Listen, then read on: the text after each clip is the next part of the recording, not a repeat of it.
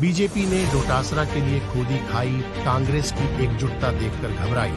अब खंदक की लड़ाई प्रारंभ हो गई है।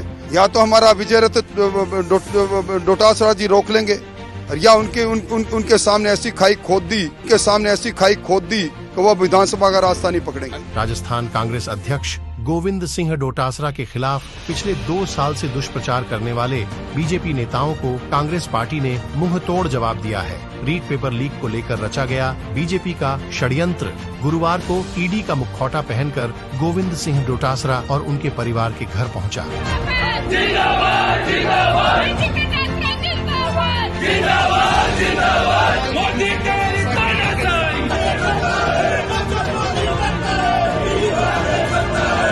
लेकिन बीजेपी का ये दांव उल्टा पड़ गया। गोविंद डोटासरा के समर्थन में जयपुर से लेकर सीकर तक जनसैलाब उमड़ पड़ा। किसान के बेटे पर हुई कार्रवाई के बाद जनता आक्रोश से भर गई। कांग्रेस के नेता, मंत्री और विधायकों ने डोटासरा के घर के बाहर खूंटा गाड़ दिया और कार्यकर्ता सड़क पर उतर आए। वो तुगलकी शासन लाना चाहते हैं। ईडी की कार्रवाई नहीं हो रही, ईडी का दुरुपयोग हो रहा है। राजस्थान के इतिहास में एक काले दिन के तौर पर लिखा जाएगा।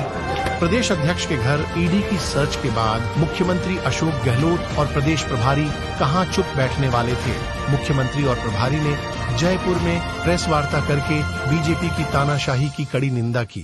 किसान का बेटा है, लगा हुआ है, राजनीति में सबसे राजनीति कर रहे हैं।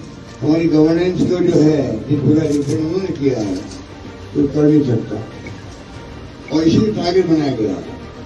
उधर आक्रोशित जनता की गूंज सुनकर ईडी की हवा निकलने लगी। हालात को संभालने के लिए स्वयं गोविंद सिंह डोटासरा सर्च के बीच घर से बाहर आए और उन्होंने कार्यकर्ताओं को धैर्य का संदेश दिया। कोई हल्ला नहीं करे, किसी तरह की चिंता करने की, घबराने की, डरने की आवश्यकता नहीं है।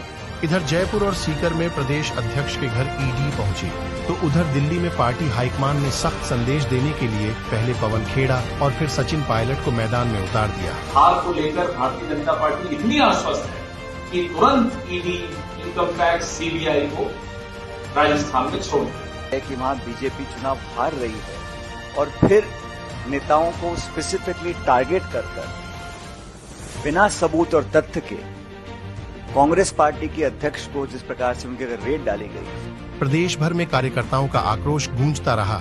शाम होते होते खुद प्रभारी रंधावा कार्यकर्ताओं के साथ सीकर पहुंच गए। जयपुर से लेकर दिल्ली तक कांग्रेस कार्यकर्ताओं की गूंज और एकजुटता देखकर बीजेपी घबरा गई। मैं पंजाब का जट हूँ और मेरे साथ राजस्थान का जट खड़ा है। 8 घंटे की छानबीन के बाद ईडी को खाली हाथ लौटना पड़ा। ईडी को डोटासरा के घर ना तो कोई दस्तावेज मिला और ना ही कोई सबूत, क्योंकि सत्य को परेशान किया जा सकता है, पराजित नहीं। सत्य को परेशान किया जा सकता है, पराजित नहीं। ईडी तो दबे पांव उल्टा लौट गई, लेकिन भाजपाई षड्यंत्र के खिलाफ किसान, कौम और कांग्रेस कार्यकर्ताओं का रोष लगातार जारी है। ईडी की है ने एक जाट को, एक किसान को, एक अध्यापक को बेटो हो, इन रण बावड़ा ही मोदी रमित जाट करे डरे को नहीं, बॉर्डर पार करे तो जाट ही करे।